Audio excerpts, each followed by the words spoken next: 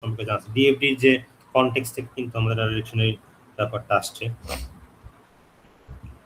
তারপর স্যার যে বিভিন্ন ডাটা এলিমেন্টগুলো, হ্যাঁ, ডাটা এলিমেন্টগুলোর সাথে আমাদের ডাটার যে মেটা ডাটার যে সম্পর্ক, হ্যাঁ, মেটা ডাটা কি কি জিনিস থাকে মেটা ডাটার মধ্যে সেটা আমরা জানছি। আপনাদের বলছিলাম যে ডাটা এলিমেন্টের সাথে কিন্তু মেটা ডাটার একটা সম্পর্ক আছে।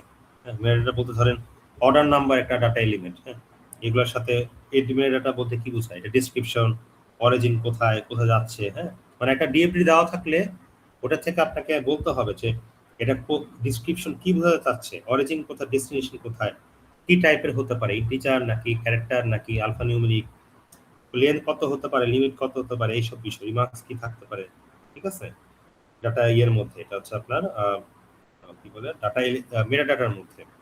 এছাড়াও স্যার ছিল যে অনলাইন আর অফলাইন মেথড। আমরা অফলাইন মেথডটাকে বলতাম হচ্ছে ব্যাচ মেথড, আর অনলাইন মেথডটা কি নামে পরিচিত ছিল স্যার, মনে আছে আপনাদের? অনলাইন মেথডটা একটা বলতাম আমরা অফলাইন মেথড, এটা হচ্ছে ব্যাচ, হ্যাঁ, ইন্টারঅ্যাক্টিভ মেথড বলতে, তাই না? অনলাইন মেথডটা ইন্টারঅ্যাক্টিভ মেথড বলতাম।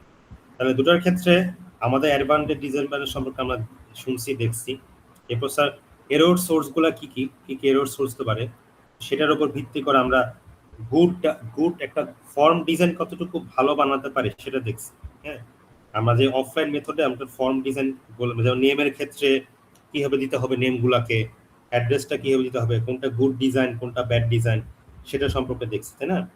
আমাদের ইন্টারেক্টিভ ডাটার ক্ষেত্রে যে কি কি ডিজাইন আছে নরমালি, যেমন আছে মেনু আছে, টেমপ্লেট থাকে, কমান্ড থাকে, হ্যাঁ, কখন মেনু ইউজ করব, কখন টেমপ্লেট ইউজ করব, হ্যাঁ, কখন হচ্ছে আমরা কমান্ড ইউজ করব, এইসব জিনিস সম্পর্কে জানছি অনলাইন মেথডের ক্ষেত্রে। আর অফলাইন ফর্ম পূরণের ক্ষেত্রে আমাদের ওই ঘরগুলা কিভাবে সুন্দর করে ডিজাইন করতে হবে সেটা সম্পর্কে আমরা জানছি, ঠিক আছে।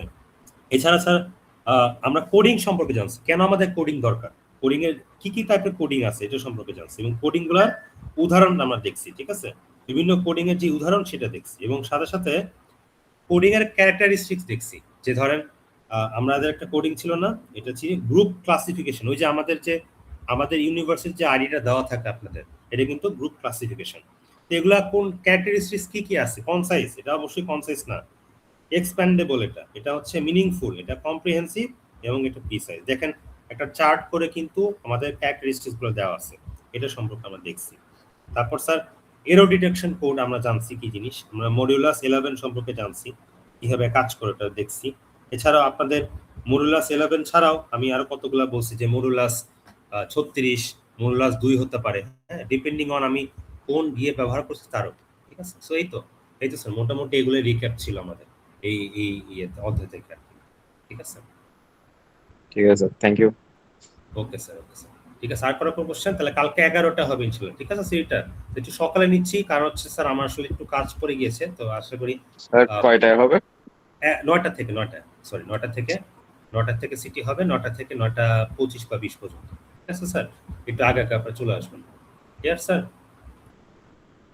ঠিক আছে স্যার। তাহলে আর এ সেকশনের হচ্ছে আপনাদের কালকে তো বি সেকশনে, এ সেকশন তাহলে শনিবার নিচ্ছি সেটা আমি টাইমটা জানা দিব এ সেকশনের জন্য, ক্লিয়ার স্যার? তাহলে আপনাদের অ্যাসাইনমেন্ট তো পেয়ে গেছেন নাকি?